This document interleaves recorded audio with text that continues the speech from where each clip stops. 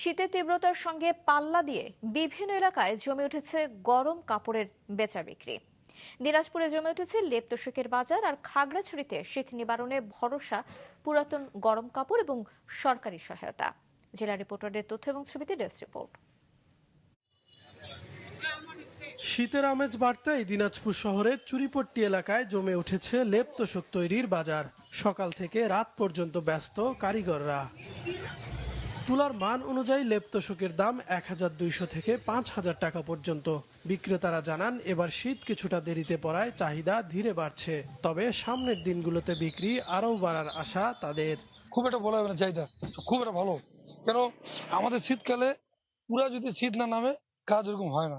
শীত নিবারণের জন্য তো লেপের অত্যন্ত চাহিদা। বাসায় বাচ্চা কাচ্চা থেকে বয়োজ্যেষ্ঠ মানুষ যারা আছে তাদের জন্য প্রয়োজন। কিছুদিন আগে আমি লেপ তোশক এখান থেকে নিয়ে গিয়েছি। দাম এখন পুরো একটু হলেও বেশি হলে আমাদেরকে ক্রয় করতে হচ্ছে। 200 টাকা যেটা কেজি, ওটা দিয়ে বানাইলে আপনার 1800-1900 টাকা এরকম পড়ে, 1600 টাকা পড়ে, আবার 1400 টাকা পড়ে। আবার যদি কম দামে নেন 1200 টাকা, 1100 টাকা। যেরকম জিনিস আমরা যেভাবে কিনি ওইভাবেই ঠিক বিক্রি করি।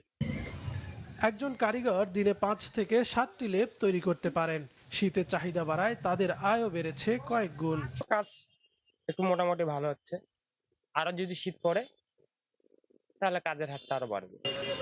কনকনে শীতে খাগড়াছড়িতে জমে উঠেছে পুরাতন গরম কাপড়ের বাজার। পৌর এলাকার বিভিন্ন সড়ক ও উপজেলা সদরের বাজারে স্বল্প মূল্যের কাপড় কিনে শীত নিবারণের চেষ্টা করছেন নিম্ন আয়ের মানুষ। পাশাপাশি সরকারের পক্ষ থেকেও বিতরণের জন্য দেয়া হয়েছে কম্বল।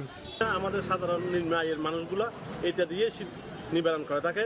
আর এবার লক্ষণীয়, এখনো পর্যন্ত কোনো সরকারি সাহায্য সহযোগিতা আমরা ইতিমধ্যে পাই নাই। আর একটু কম হলে ভালো হয় আর কি। আমরা 14,400টি কম্বলের জন্য বরাদ্দ পেয়েছি। এটি উপজেলা ভিত্তিক, এটি প্রত্যেকটি উপজেলায় সেটি বরাদ্দটি প্রেরণ করা হয়েছে এবং ইতিমধ্যে কম্বলগুলো ক্রয় করা হয়েছে। ক্রয় পরবর্তীতে এই জেলার নাগরিকগণ যেন শীতে কষ্ট না পায়, ইতিমধ্যেই সেই কম্বলগুলো বিতরণ শুরু হয়েছে এবং চলমান। দুর্যোগ ব্যবস্থাপনা ও ত্রাণ মন্ত্রণালয় থেকে জেলায় এবার 14,000 কম্বল বরাদ্দ দেওয়া হয়েছে। কাউসার আহমেদ, মাছরাঙা, নিউজ ডেস্ক।